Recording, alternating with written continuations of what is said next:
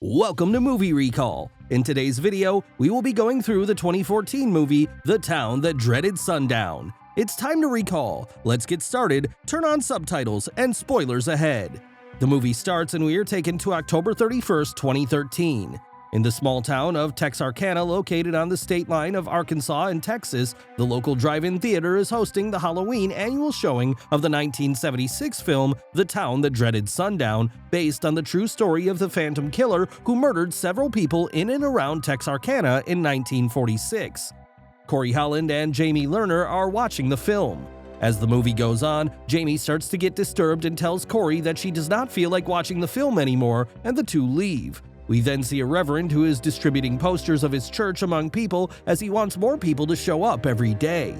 Corey, on the other hand, goes on to drive Jamie to a secluded area where he stops the car and the two begin chatting.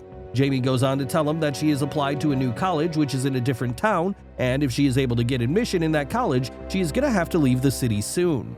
Corey tells her that he is really happy for her and then goes on to kiss her. Jamie then sees the Phantom Killer in the woods. Corey tells her to ignore it as he thinks that it might be someone trying to pull a prank on them, but Jamie is scared, so they decide to leave, but the Phantom breaks the window and makes them get out of the car while pointing a gun at them.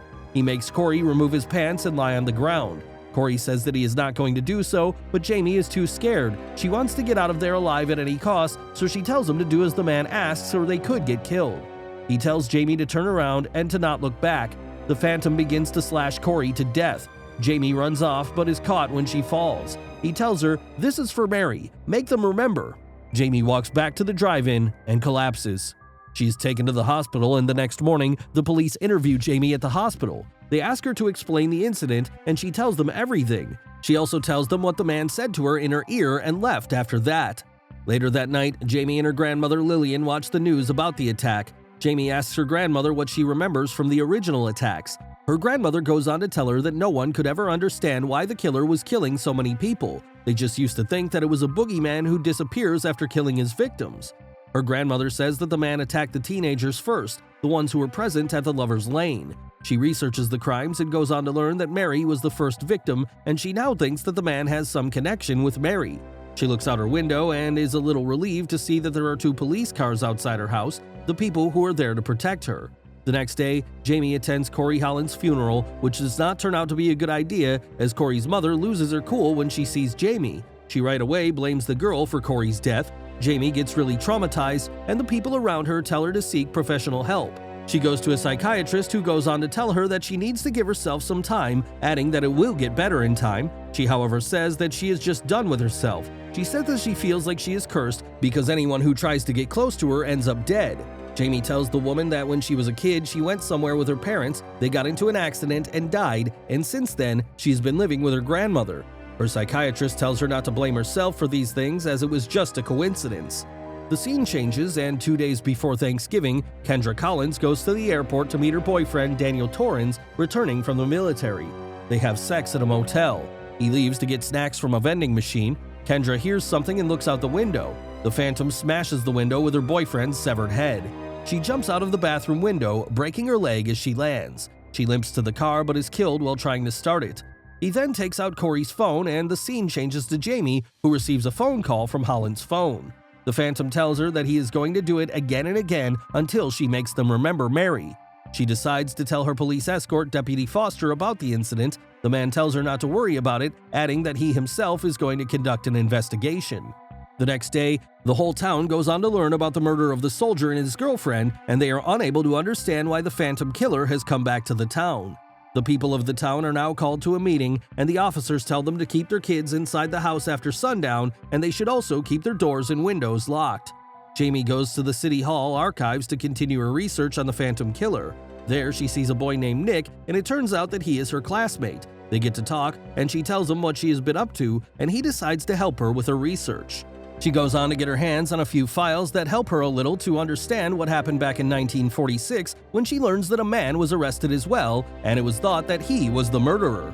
On the other hand, Texas Ranger Lone Wolf Morales takes over the investigation. He makes it abundantly clear to everyone in his team that he needs their full dedication in this mission, adding that he plans on getting his hands on the killer as soon as possible. When Jamie gets home that evening, she receives a letter, and it turns out to be from the college she applied to. She has been accepted and they are calling her to join the class starting soon. The next day, she is working on her laptop when she receives an email, and it turns out to be from the Phantom Killer. The killers told her that he committed all of those murders over 66 years ago, and no one was able to catch him back then, and no one is going to be able to catch him now either. He adds that he is a demon who is going to destroy this town.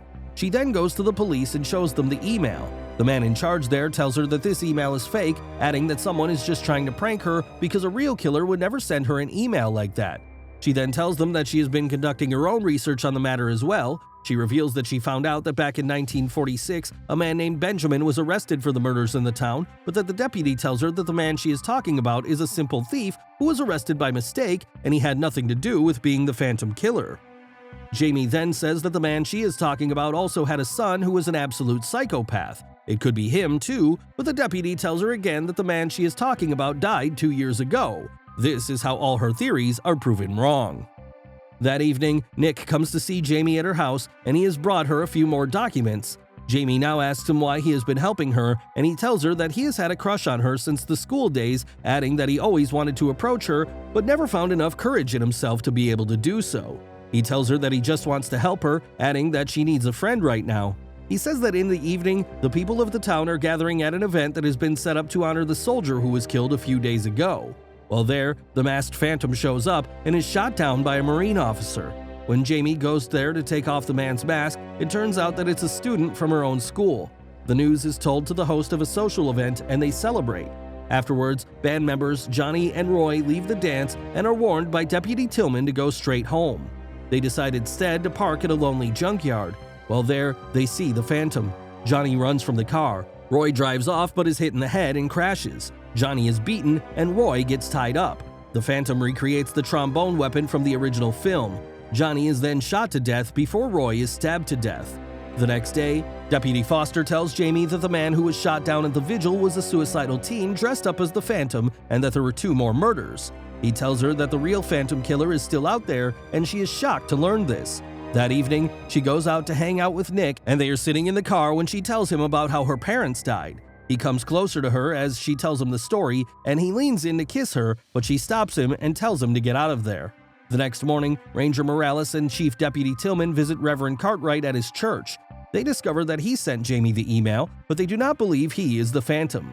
They then go on to ask him why on earth did he send the girl that email. He tells them that he was sick of sitting alone in his church all day. He wanted fear in people's hearts, so he sent out that email and it worked. Now people come to his church on a regular basis and his plan succeeded.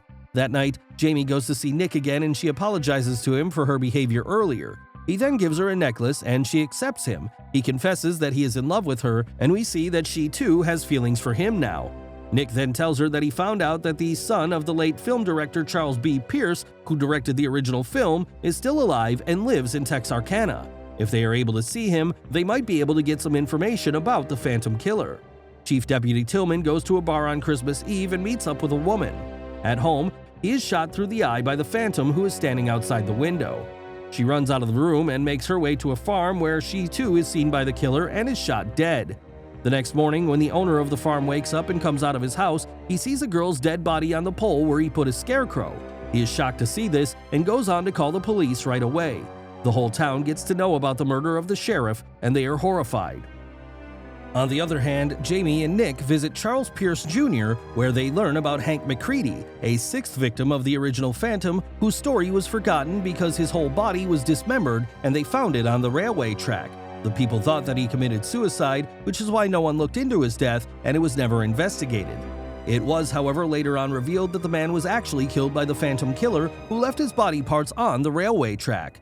No one got to know about this family who went through a big tragedy. The news of his murder did not even make it to the newspaper, and the whole family was shocked at it. The family wanted to tell the people the whole story, but no one was willing to help them. He gives his opinion that the new Phantom might be Hank McCready's grandson because the family is angered that McCready's death was not remembered.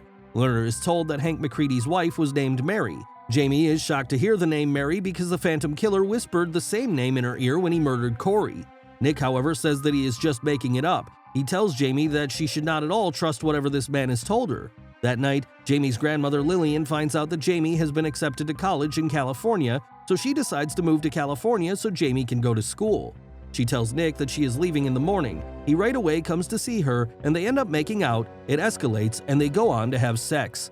When Nick is about to leave, Jamie tells him to be careful out there, and as Nick walks in a street where no one is around, the Phantom Killer shows up and kills him right away.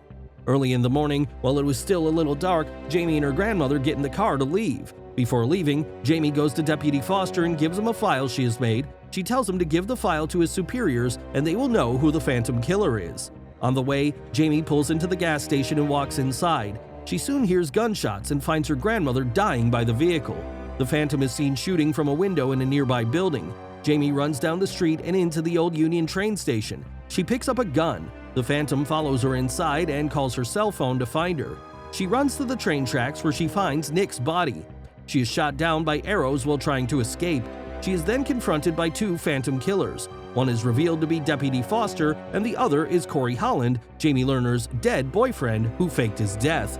Deputy Foster reveals that he is McCready's grandson. Holland is shot and killed by Foster. When Foster is about to kill Jamie, she pulls out her grandmother's gun and shoots him. The scene changes to Jamie having moved on with her life, and she is seen at college. In the last scene of the movie, we see that the Phantom's shadow is seen stalking Jamie as she walks in a secluded street. And with that, the movie comes to an end. Thanks for watching. Please like, subscribe, and click the bell icon to get new movie recaps.